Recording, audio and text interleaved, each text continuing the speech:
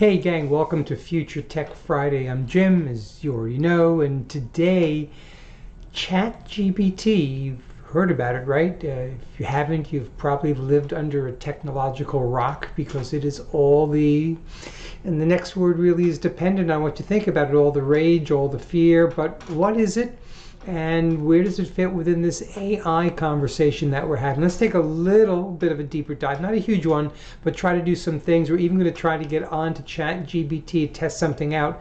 Although since I'm doing this and recording this live, you're not seeing it live, it may or may not be at capacity, so we'll figure it out. So first, let's talk about generative AI. And you see on the screen right here, a basic definition. It's a type of artificial intelligence that involves creating new original content. No surprise, we've seen a lot of this coming down the pike lately. Dall-E of OpenAI, which is the same company that's making the ChatGPT, has done that. There are other iterations that are there. But at this particular point, what we want to do is take an understanding of ChatGPT. It's a bot. It's an automated system, but it's much more rich and much deeper in terms of the content that it can provide back. And why not just go right there right now to see what we can do? So I'm going to get into the ChatGPT. Here it is, and as you can see, we're experiencing high demand. So let's see what we can do. Let's go down here and let's ask it a question. Let's ask it a question, who is Paul McCartney? Something very, very simple. And we'll hit here and we will say, and it says a musician, singer, songwriter for Liverpool, best known as member of the Beatles. Sort of what you get on Google, right? So you're getting information that's up there, although it is giving a nice list of content that's here in terms of a story and separated into paragraphs. And ChatGPT is kind of focused on a lot of stuff, so more than 150 million records.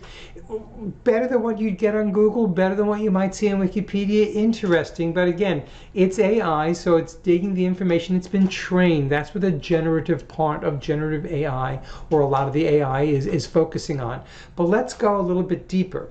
Let's say, write me a love song in the style of Paul McCartney. Typing never optional. Writing lyrics? Really? Okay. So you're standing there in the morning like, boy, he pulled that one from one of the first songs. There's a side nine. Man, I don't know. I'm not sure. Oh, my darling.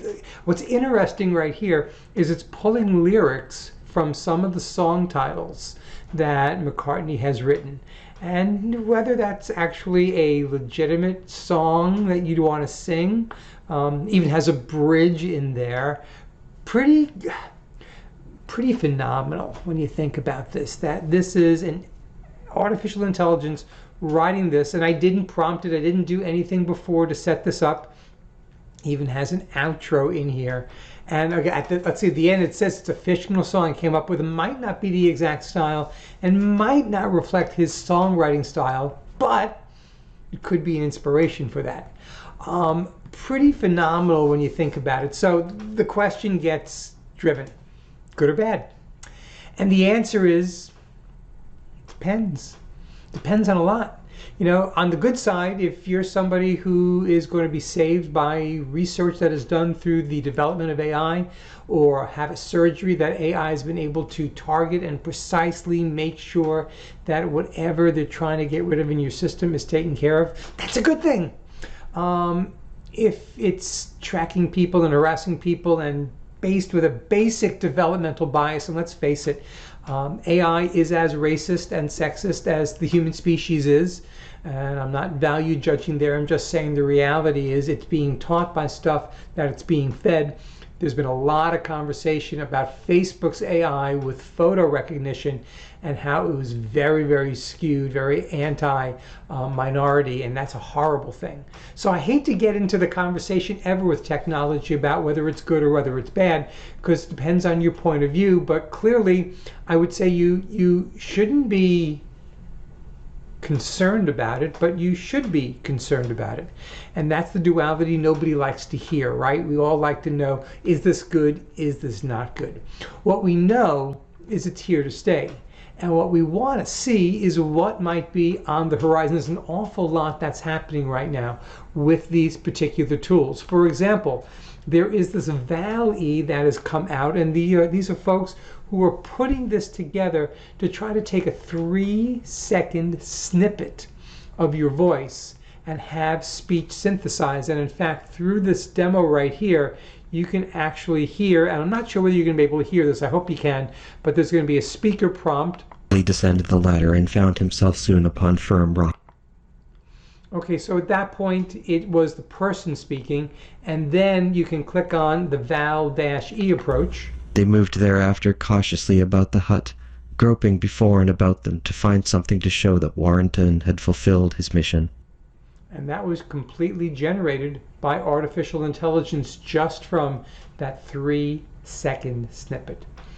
Good or bad? I'm not going there. You are, perhaps, but I'm not. Other things that you might want to be aware of right now, a really cool article that I've seen in the past couple of weeks was about this student who created an app, haven't been able to dig it up yet, called GPT-0, that identifies, based on an AI algorithm, the possibility of plagiarism in a particular piece of written text in a school. And actually you can go into here and you can watch this on Twitter and see it work. There's no sound on it. It's kind of tough to see, but pretty amazing what's going on in terms of the capabilities here.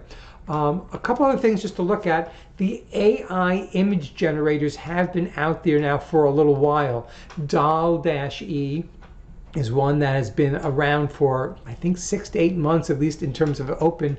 And this deep AI text-to-image generator. So I put in there Thomas Jefferson playing baseball in the rain. And that's what it came up with, just from some basic text to artificial intelligence. Kind of all over the place. From my perspective, I think AI it's here to stay, no question about it. It's going to be used, it's going to be used well, it's going to be used poorly. We have to be very aware and very vigilant about how it's being used to restrict other people and how it's being used to create more bias than we already have in this world.